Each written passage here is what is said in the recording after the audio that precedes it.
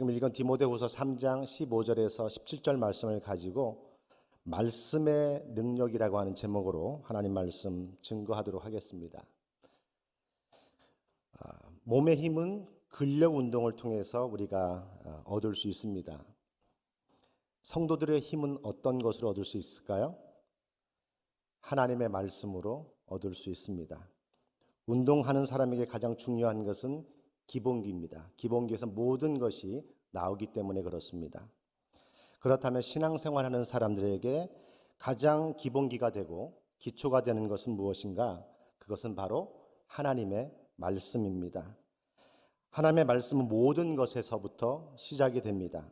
창세기 1장 1절은 이렇게 시작합니다. 태초에 하나님이 천지를 창조하시니라. 요한복음 1장 1절에 태초에 말씀이 계시니라. 이 말씀이 하나님과 함께 계셨으니 이 말씀은 곧 하나님이시니라. 아멘. 말씀이신 하나님이 인류를 시작할 때 말씀으로 시작을 하십니다. 하나님의 말씀은 소리가 아니라 사건입니다. 그것이 바로 일이 되고 실제가 되어집니다. 빛이 있으라 라고 하는 소리만 나는 것이 아니라 빛이 있으라 라고 했을 때 바로 그 자리에 빛이 있게 된 것입니다. 각종 채소나 씨 가진 열매 맺는 모든 나무들, 해, 달, 별 모든 것을 하나님께서는 말씀으로 창조하셨습니다. 창세기에 나오는 창조라고 하는 단어가 바라 또는 빠라라고 하는 그러한 히브리 원어적인 뜻이 있습니다. 이것은 무에서 유를 창조한다라고 하는 뜻을 가지고 있는데 그 축복을 뜻하는 복을 뜻하는 바라크라고 하는 단어가 바로 이 바라라고 하는 데서 나왔습니다. 결국 그 뿌리가 같다는 것이죠. 창조라고 하는 것, 복이라고 하는 것. 어떻게 보면 하나님께서 모든 만물을 창조하시고 우리에게 주셨다면 그것이 우리에게 큰 기쁨과 동시에 놀라운 축복이라고 하는 것입니다. 하나님께서 남자와 여자를 만드시고 창세기 1장 28절에 이렇게 말씀하십니다. 하나님이 그들에게 복을 주시며, 여기서 복이라고 하는 것이 바로 바라크, 지금 말씀드린 것입니다. 복을 주시며 하나님이 그들에게 이르시되 생육하고 번성하여 땅에 충만하라. 땅을 정복하라. 바다의 물고기와 하늘의 새와 땅에 움직이는 모든 생물을 다스리라 하시니라. 아멘. 이 바라크라고 하는 뜻이 무릎을 꿇다, 경배하다라고 하는 의미도 함께 있습니다. 진정한 축복이라고 하는 것은 하나님이 주신 것을 누리는 것이 또 축복이기도 하지만 정말 하나님 앞에 겸손하게 엎드려서 경배하면서 하나님의 약속의 말씀을 기다리는 것, 그것 또한 축복이라고 하는 것입니다. 저는 2020년 새해에 이곳에 계신 분들이 그 하나님의 놀라운 축복의 선물, 그 포장된 선물을 여러분이 다 누리시고 받으셨으면 좋겠습니다. 하나님의 말씀이 특별하다 그래서 특별 계시거든요. 그 특별한 선물들을 우리가 가까이 하고 그 말씀 앞에서 겸손하게 하나님의 말씀에 귀를 기울이고 하나님께서 주시는 그 즐거움과 응답과 기쁨을 경험하는 여러분 되셨으면 좋겠습니다. 질문 드리겠습니다. 하나님의 말씀이 제일 좋고 이 세상에서 가장 값진 선물인 것을 믿으십니까? 여러분이 믿고 안 믿고와 상관없이 정말 하나님께서 우리에게 주신 우리의 눈으로 볼 수 있는 선물 중에 가장 값지고 가장 좋은 선물이 바로 하나님의 말씀입니다. 이 하나님의 말씀의 선물을 받고 영적인 근력을 키워서 그 기쁨과 축복을 다른 사람에게도 전할 수 있는 여러분 되시기를 소망합니다. 요즘 독감이 유행해서 많은 어르신들 또한 아이들도 고생한다고 이야기를 들었습니다. 힘들게 하는 바이러스가 아니라 2020년도에 행복과 기쁨과 회복과 은혜를 주는 그런 말씀의 바이러스를 많은 사람들에게 좀 퍼뜨렸으면 좋겠습니다. 오늘 디모데 전후서는 신약 성경 27권 중에서 13권을 기록한 사도 바울이 서신서 13권을 기록했는데 그 13권 중에 가장 마지막에 기록한 말씀입니다. 사도 바울이 디모데 전후서 2권을 서신서를 보내고요. 디도에게 하나를 보냅니다. 이 3권을 목회 서신이라고 합니다. The Pastoral Letters라고 그래요. 목회 서신이라고. 왜 그러냐 하면 이 내용들이 말씀들이 하나같이 그 목회 규칙에 필요한 내용들이 담겨져 있기 때문에 그렇습니다. 그렇다고 해서 이 목회 서신이기 때문에 이거는 목사님들만 해당되는 말씀이구나 라고 하는 것이 아니라 하나님의 백성 되신 분들, 하나님의 자녀 되신 분들, 예수 그리스도로 은혜를 입으신 모든 분들은 이 말씀에 귀를 기울여야 되고 이것이 우리들에게 해당하고 적용시켜야 되는 그런 말씀인 것입니다. 사도 바울이 기록한 마지막 서신서 디모데 후서는 어떻게 보면 사도 바울에게 유언과도 같은 그런 말씀입니다. 아마 이 말씀을 여러분 들으시면 그 사도 바울의 그 말씀들이 여러분 기억을 나실 것입니다. 유언과도 같은 말씀인데 제가 읽어드립니다. 나는 선한 싸움을 싸우고 나의 달려갈 길을 마치고 믿음을 지켰으니 이제후로는 나를 위하여 의의 면류관이 예비되었으므로 주 곧 의로우신 재판장이 그날에 내게 주실 것이며 내게만 아니라 주의 나타나심을 사모하는 모든 자에게도 니라. 아멘. 바로 이 사도 바울의 고백이 오늘 본문 읽었던 디모데 후서 3장 이후에 마지막 4장에 기록되어져 있는 그런 말씀이라고 하는 것입니다. 누구나 사람이 마지막에 가까우게 되면 죽음을 준비할 때에 가장 소중하고 가장 아끼고 정말 부탁하고 싶은 말을 하게 됩니다. 사도 바울도 많은 사역을 했기 때문에 많은 말들을 하고 싶었을 것입니다. 그런데 사도 바울은 하나님의 말씀의 소중함과 하나님 말씀의 능력에 대해서 결론 부분에서 기록하고 있습니다. 오늘 이 말씀의 능력 참 많지만 특별히 오늘 본문 중심으로 3가지의 말씀의 능력을 함께 살펴보기를 원합니다. 우리 15절 말씀 함께 읽겠습니다. 시작. 또 어려서부터 성경을 알았나니 성경은 능히 너로 하여금 그리스도 예수 안에 있는 믿음으로 말미암아 구원에 이르는 지혜가 있게 하느니라. 아멘. 첫째로 하나님의 말씀은 그 성경은 구원에 이르는 지혜가 있습니다. 요즘은 노력하면 쉽게 얻을 수 있는 것이 너무나 많아요. 모르는 것도 금방 찾을 수 있고요. 어떤 것을 확인해야 되면 그 자리에서 바로바로 확인할 수 있고 궁금한 것을 손바닥 안에서 얼마든지 찾아낼 수가 있는 시대에 살고 있습니다. 이것에 대해서 지대한 역할을 한 사람이 있는데 바로 구 박사님과 유 선생님이십니다. 여기서 구 박사는 구글을 뜻하고 유 선생님은 유튜브를 뜻합니다. 얼마든지 물어보면 다 답을 주고 모르는 거 있으면 유튜브 틀어놓으면 다 가르쳐 주는 거예요. 2년 전에 바람이 심하게 분 적이 있습니다. 저희 집에 사이든과 지붕이 날아갔어요. 피스가, 루핑이. 제가 사이딩은 과거에 해봤기 때문에 그 고치는 것은 별로 어렵지 않은데 이 루핑 피스 5개가 날아간 거에 대해서는 어떻게 할 줄 모르겠는 거예요. 어떻게 했겠습니까? 유 선생님께 물어봤습니다. 그것을 다 들어봤더니 너무너무 쉽게 너무너무 정확하게 클로즈업해서 어떻게 해야 되는지를 정확하게 가르쳐 주는 거예요. 그래서 제가 홈디포 가서 5피스가 필요한데 5피스를 안 파는 거예요. 묶음으로 팔아서 그 묶음 하나와 코킹하고 사다가 고쳤어요. 별로 어렵지 않더라고요. 해보니까. 왜냐하면 지붕 타는 거는 제가 사이딩 할 때 많이 타봤기 때문에 어떻게 타는지를 알거든요.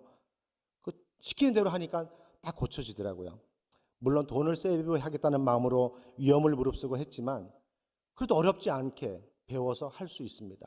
이것은 하나의 예고, 여러분들 모르는 거 배우고 싶은 것, 영어를 배우고 싶으면 아니면 어떤 고치는 것을 배우고 싶으면 틀으면 기타, 베이스, 드럼 다 나와요. 돈도 안 줘도 다 가르쳐줘요. 정말 무서운 세상입니다. 그런데 이 구 박사하고 유 선생님이 주지 못하는 것이 하나 있어요.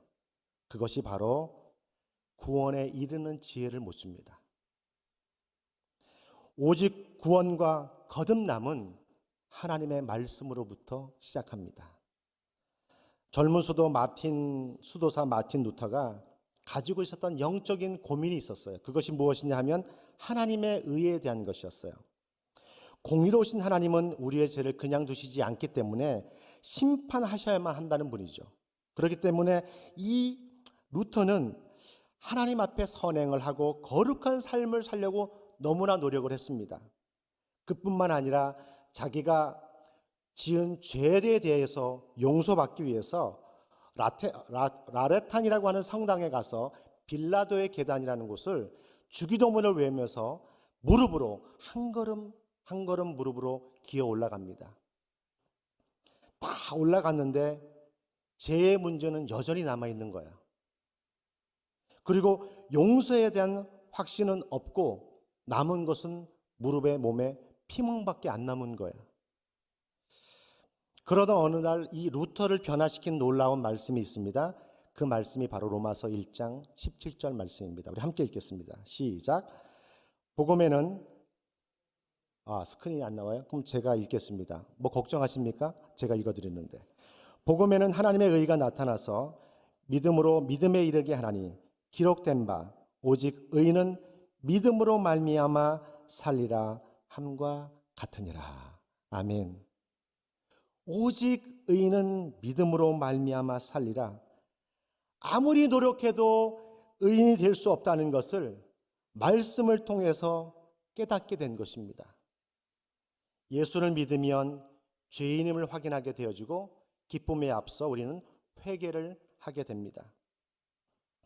오직 의롭게 되는 것이 하나님의 의가 된다는 것, 의로만 가능하다는 것, 그것을 알게 되면 내 삶의 중심이 내가 아니라 바로 하나님이 중심이 되어지고 내 인생도 변화되게 되는 것입니다.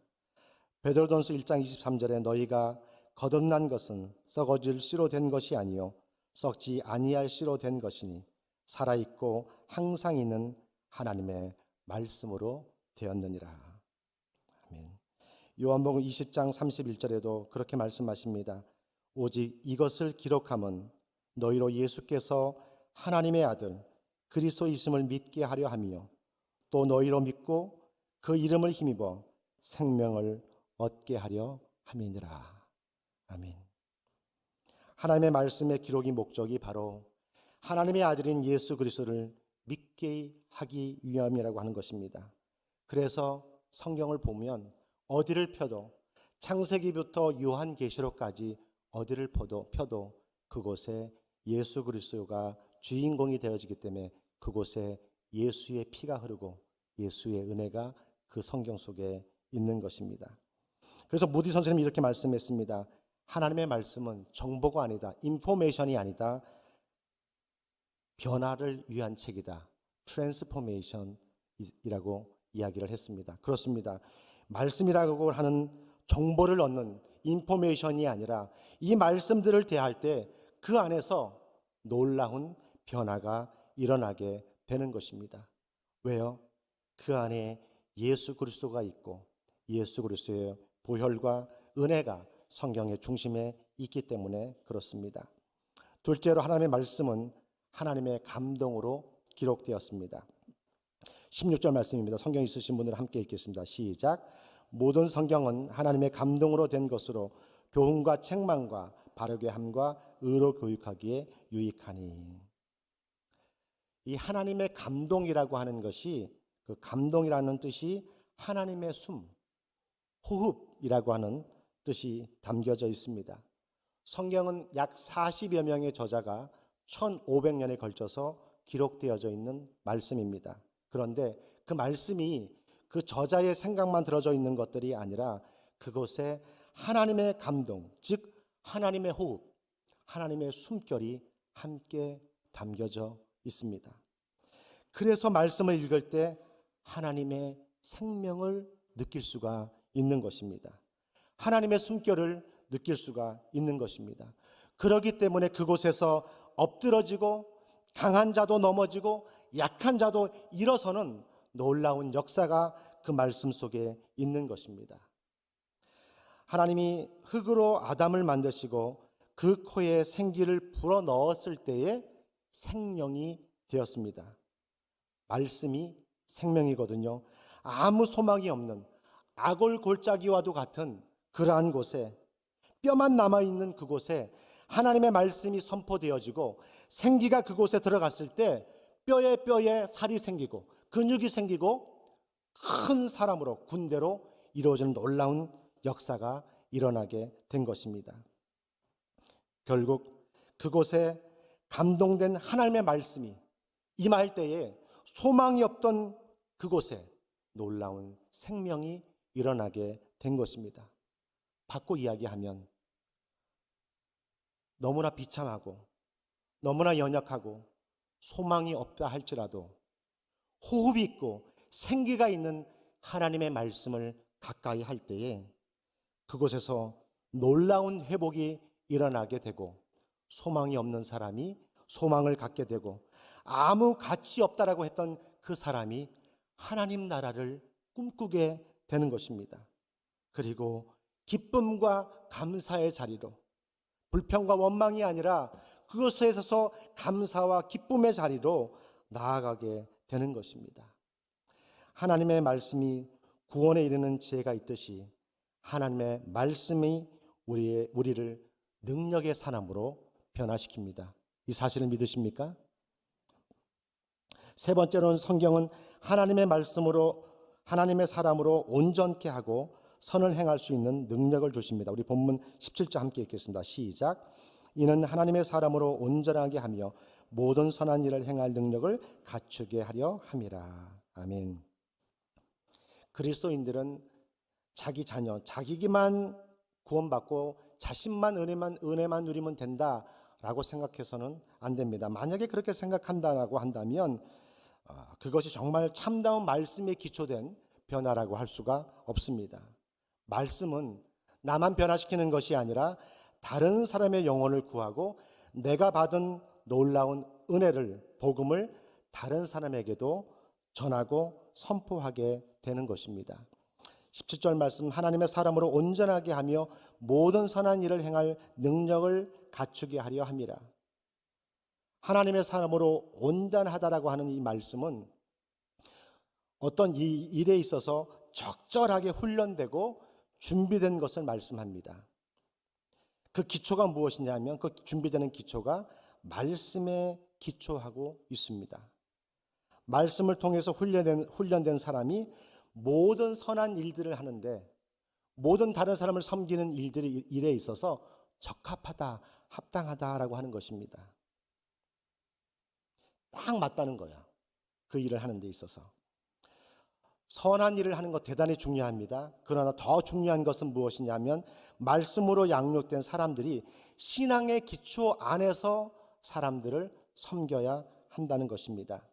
내 열정과 내 의지와 내 경험을 가지고 그것에 앞서서 선한 일을 하다가 결국 아픔과 상처로 마무리되는 경우를 간혹 보게 됩니다. 오래 맡겨진 일이 있으시다면 그 일을 감당할 수 있는 준비와 훈련은 말씀으로부터 시작하십시오. 저는 스스로 할 수 있는 능력은 없지만 주님으로부터 감당할 수 있는, 넉넉히 그것을 감당할 수 있는 능력을 갖추도록 말씀을 통해서 지혜와 담대함을 주실 것입니다. 디모데의 어머니 유니게와 외할머니 로이스로부터 어려서부터 말씀을 잘 배웠던 것이 디모데입니다. 그래서 어려서부터 이 말씀의 기초가 아주 든든히 서 있는 것이 바로 이 디모데입니다. 그래서 바울이 디모데 편지를 쓸 때에 1장 5절에 디모데후서 1장 5절에 이렇게 이야기합니다. 이는 내 속에 거짓이 없는 믿음이 있음을 생각함이라. 이 믿음은 먼저 내 외조모 로이스와 내 어머니 유니게 속에 있더니 내 속에도 있는 줄을 확신하노라. 디모데는 지금 이야기하면서 그 젊은 나이에 그 목회 사역을 시작합니다. 나이로 보면은 교회 리더로 하기에는 어려 보이지만 디모데는 영적으로 성숙되어져 있는 그러한 사람이었습니다. 하나님의 일을 한다는 것, 하나님의 일을 섬길 때에 우리는 그것을 나이가 우선되는 것은 아닙니다. 영적으로 얼마나 성숙되어져 있는가가 바로 교회를 섬길 때에 더 중요한 것이기도 합니다. 디모데는 어려서부터 신앙의 말씀들을 배우고 모범적인 그러한 생활들 가운데 자라났는데 그 가운데서 사도 바울을 만나고 헌신적인 사랑으로 제자 훈련을 받고 디모데는 목회자가 됩니다. 디모데의 성격이 소심하고 아주 내성적인 성격인데 그러다 보니까 목회할 때 어려움이 많았어요. 그러한 디모데에게 사도 바울이 편지를 쓰면서 용기를 북돋워주고 담대함으로 그 맡겨진 사역을 감당하라고 할 때에 디모데가 그 말씀에 힘을 얻고 그 사역을 잘 감당해 갑니다. 여러분, 제가 이 말씀의 능력의 세 가지의 중요한 부분에 대해서 말씀을 드렸는데 한 가지 주의사항을 한 가지 말씀드리려고 해요.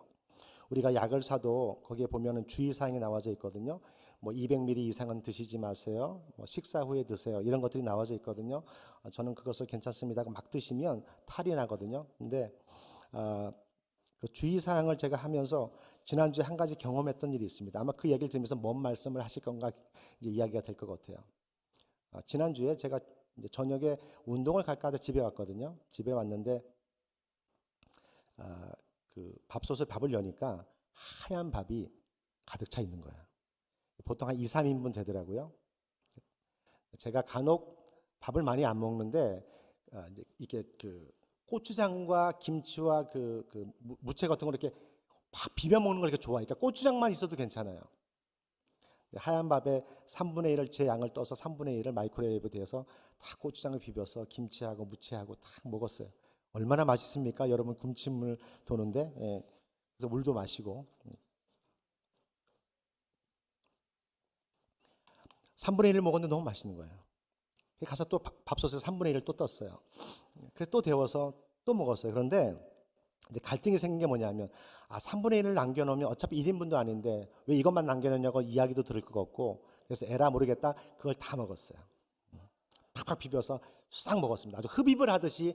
근데 너무 맛있는 거예요. 그때는 왜 그런지 잘 모르겠는데 며칠 동안 아마 샌드위치나 뭐 이런 것들을 먹어서 그런지 모르겠는데 간혹 그 고추장과 이 밥이 땡길 때는 많이 먹어요. 어떤 일이 생겼겠습니까? 안타깝게도 여러분이 상상하는 일은 생기지 않았지만 그 다음날 너무너무 아파서 고생했고 며칠 동안 고생했습니다. 여러분 안 하다가 운동을 하면 몸에 알이 배기잖아요. 그리고 그것이 막 아파요.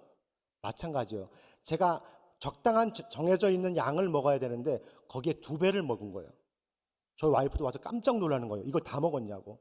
다 먹었다고 이야기를 했는데 제가 말씀드리려고 하는 것은 무엇이냐 하면 너무 많이 드시지 말라는 거예요.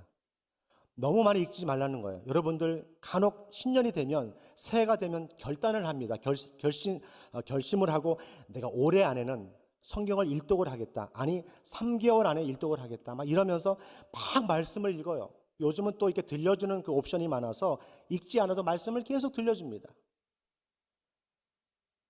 많이 듣는 것, 많이 읽는 게 중요한 게 아니잖아요. 저도 신학교 때 그런 적이 있습니다. 신학생이 말이야 목회자가 될 사람이 말씀을 몰라서 되겠냐고 그러면서 저희 동아리 그룹 친구들이 기도원에 올라가자 그래서 1박 2일 동안 하루 종일 말씀만 읽었어요. 그때는 그 음성이 나오는 게 아니기 때문에 스피드가 느리거든요. 사람마다 읽는 속도가 달라서 신약을 읽는 데는 한 15시간에서 18시간이 걸리고요. 신구약을 다 읽는 데는 약 60시간에서 90시간이 걸립니다. 그래서 만약 여러분들이 하루에 1시간씩 투자해서 말씀을 읽는다면 2개월에서 3개월이면 말씀을 다 읽어요. 그런데 막 열심히 읽는데 끝나고 나서 기억나는 건 하나도 없어요. 남는 거는 신약 일독했다라고 하는 승리감, 그 뿌듯함밖에는 없었습니다. 여러분 경건의 삶이 뭔지 아세요? 아침에 말씀을 펴고 묵상하고 그리고 은혜 주셔서 감사합니다. 기도하고 시작하는 그 시간이 큐티 시간이 아니라고 하는 것입니다. 정말 경건의 시간은 무엇이냐 하면 그 말씀을 읽고 그 말씀을 살려고 몸부림치며 살아가는 삶이 경건한 삶이에요. 그 경건한 삶을 살다가 하나님 앞에 나와서 예배하는 것이 신령과 진정으로 드려지는 예배입니다. 한 시간의 예배가 거룩한 예배로 드려지는 예배가 아니라 내가 말씀을 붙잡고 몸부림치며 그렇게 경건한 삶을 살려고 나아가는 삶 안에서 받은 그 모습을 하나님께서는 처음부터 끝까지 보시고 그 모습을 가지고 하나님 앞에 나온 그 내 모든 시간의 삶을 가지고 하나님 앞에 나와 드려지는 예배가 살아있는 삶의 예배라고 하는 것입니다. 우리가 말씀을 많이 읽고 묵상하는 것도 중요하고 신년이 돼서 통독을 하는 것도 중요하지만 그 말씀이 나의 삶에서 그대로 이루어질 수 있도록 겸손하게 그 말씀에 귀를 기울이는 것, 그 말씀이 얼마나 중요한지 모릅니다. 따라 해볼까요? 내 짐을 여호와께 맡기라. 내가 너를 붙드시고 의인의 요동함을 허락지 아니하시리라. 이게 시편 55편 22절인데요. 여러분에게 따라하라는 것은 제가 받은 올해의 말씀이기 때문에 그렇습니다. 아마 여러분도 받은 말씀이 있고 또 받을 말씀을 위해서 기도하는 것들이 있을 겁니다. 그 말씀을 받으셨다면 그 말씀을 매일매일 묵상하십시오. 우리는 새로운 사람으로 변화되는 것이 아니라 하나님께서 이미 우리에게 주신 은혜를 경험하면서 말씀 안에서 하루하루 다듬어져 가는 것입니다. 말씀의 변화가 일어날 때 그 안에서 놀라운 사람으로 나에게 주신 기질과 내가 가지고 있는 것을 통하여 놀라운 하나님의 역사를 이루게 되는 것입니다. 내가 아니라 주님께서 하시는 것입니다. 그래서 이 사도 바울은 디모데후서 4장 1절부터 5절까지 마지막 유언의 마지막의 말씀을 합니다. 제가 읽어드리겠습니다. 하나님 앞과 살아있는 자와 죽은 자를 심판하실 마지막 때라고 하는 거죠. 그리스도 예수 앞에서 그가 나타나실 것과 그의 나라를 두고 엄히 명하노니 너는 말씀을 전파하라.